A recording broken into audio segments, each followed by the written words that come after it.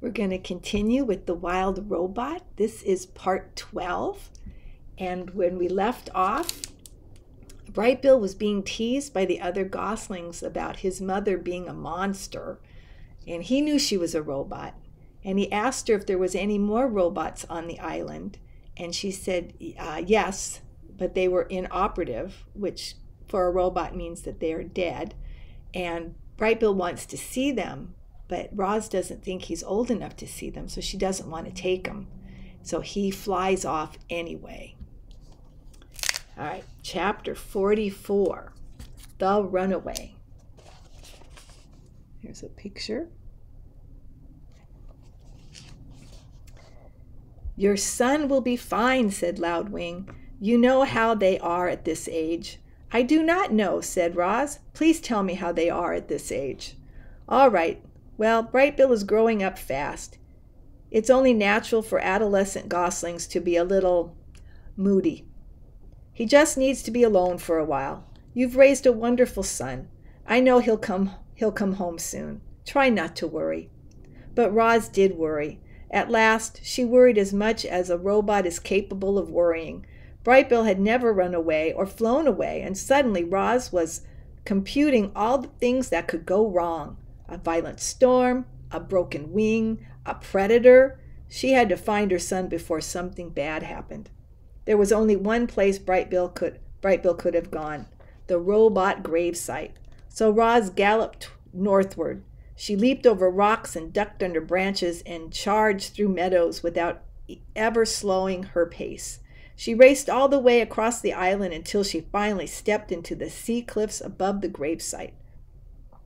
And there was Bright Bill, perched on the ledge, looking at the robot parts scattered on the shore below. His eyes were wet. Don't be angry, he said as his mother walked over. I'm not angry, but you should not have flown off like that.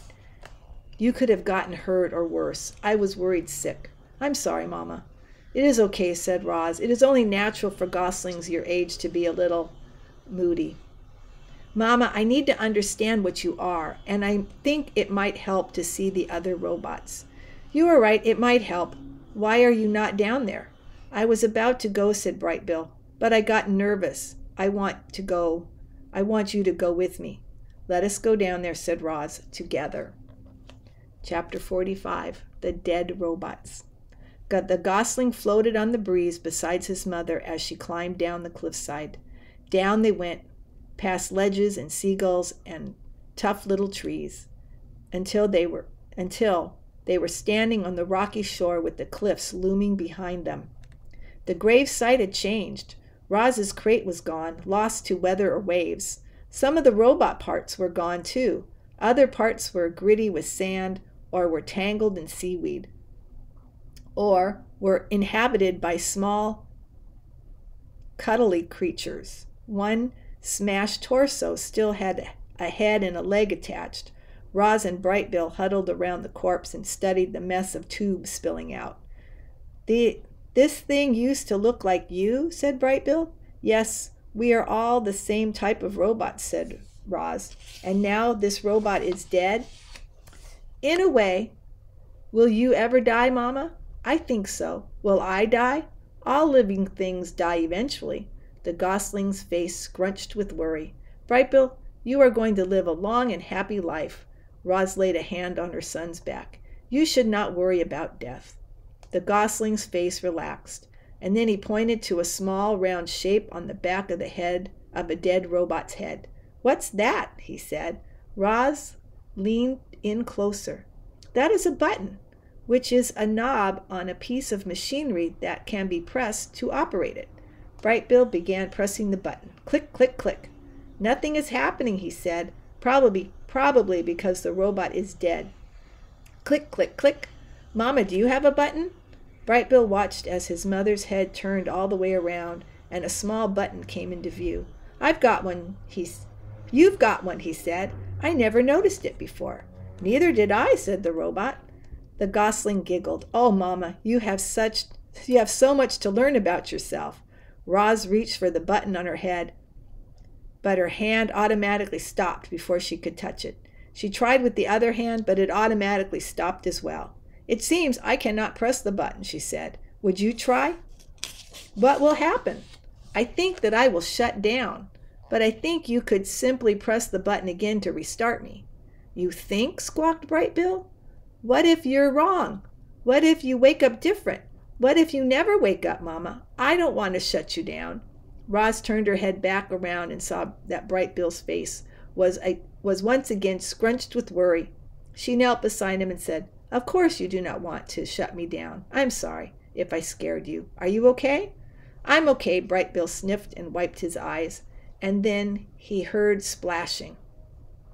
Otters were playing in the ocean. He had never seen otters before. He stared as they swam and dove and sloshed around with the others. They seemed to be having a ridiculously amount of fun, and suddenly the gosling was smiling again. Hello, my name is Bright Bill, he shouted over the waves, and this is my mama. Her name is Roz. The last time those otters had seen Roz, they had thought she was some kind of monster, but since then they'd heard that she was remarkably friendly and that she'd even adopted an orphaned gosling. And so the otters smiled at Roz and Bright Bill, and then they swam straight over and splashed onto the rocks. Hello there, said the biggest one. Nice to meet you both. Actually, Roz, we've met once before. You might not remember me. My name is Shelley. I do remember you, said the robot, but I'm glad to learn your name is Shelley. You know each other, said the gosling. These otters were the first animals I ever met, said Roz. They were also the first animals who ever ran away from me. Yeah, sorry about that, said Shelley, as the other otters sniffed the robot's leg. You know, Bright Bill, when we first saw your mama, she was packed in a box and surrounded by soft, squishy stuff. Bright Bill's brow furrowed. You couldn't believe how small she looked, all folded up in there. Bright Bill's nose sniffled.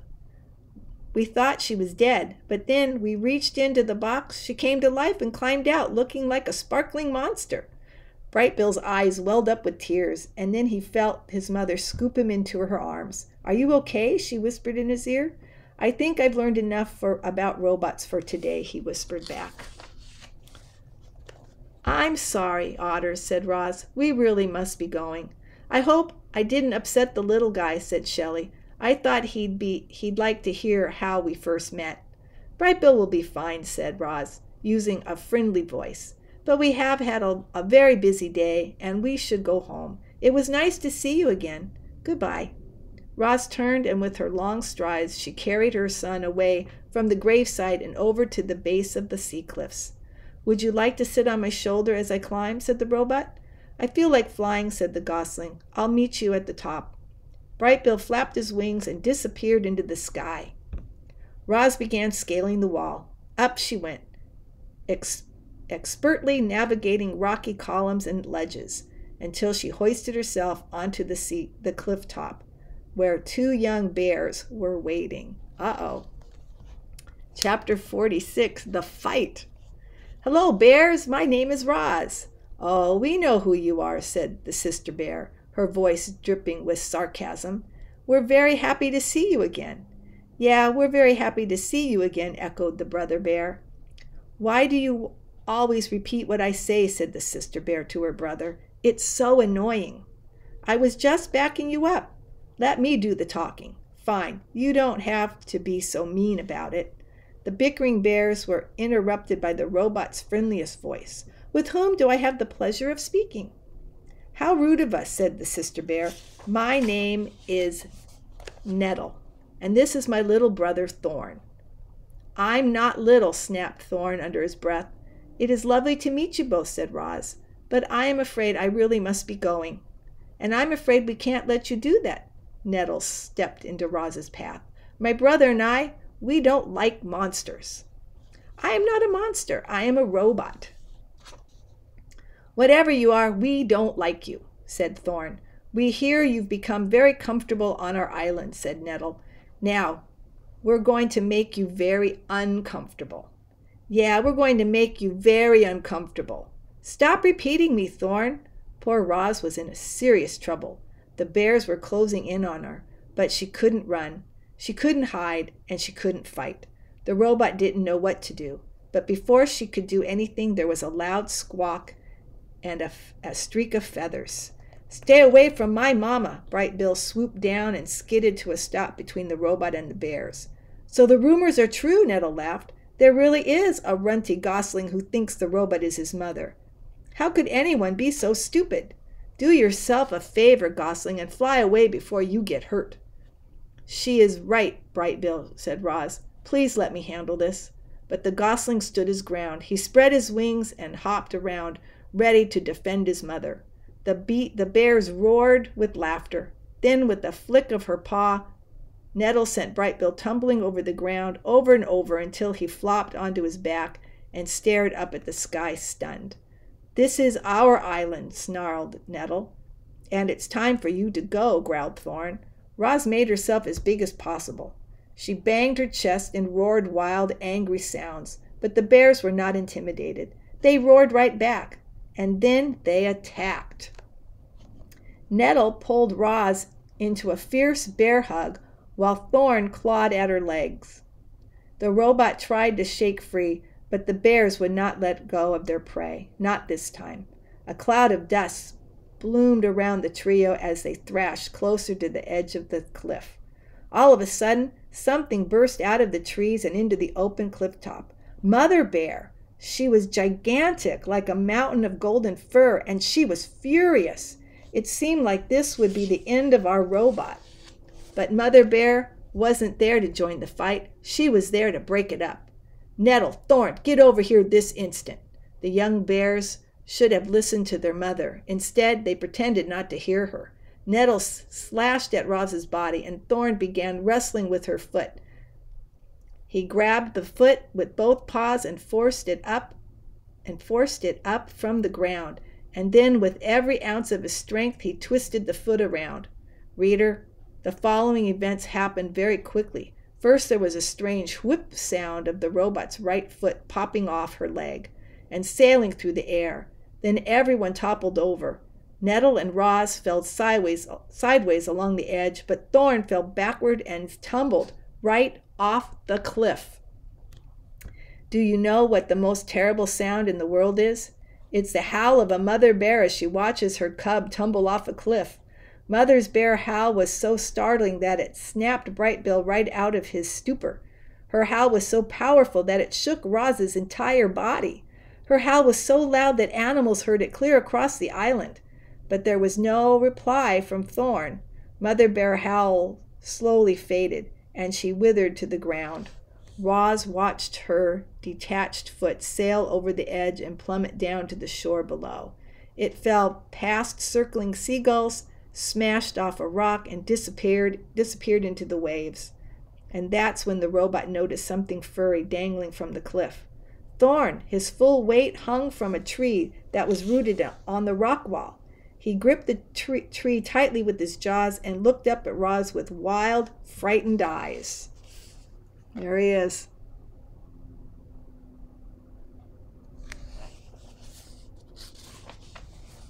"I see Thorn," shouted Roz. "Grab my legs, quickly." Mother Bear and Nettle scrambled to their feet. Each bear took a leg in her mouth, and together they slowly lowered Roz headfirst down the cliff. Thorn whimpered, through clenched teeth as he watched the robot approach. Then he felt her strong arms wrap around him and heard her booming voice holler, "Pull us up!" Thorn let go of the branch and cried, "Please don't drop me, Roz. I don't want to die." "Don't worry," said the robot. "I will not drop you." The next few moments seemed to drag on and on. Mother Bear and Nettle kept pulling on Roz's leg, and more of the robot slowly came into view until a furry golden head finally appeared, and Thorn leaped into the embrace of his family. Oh, we're going to leave it there. That was part 12 of The Wild Robot.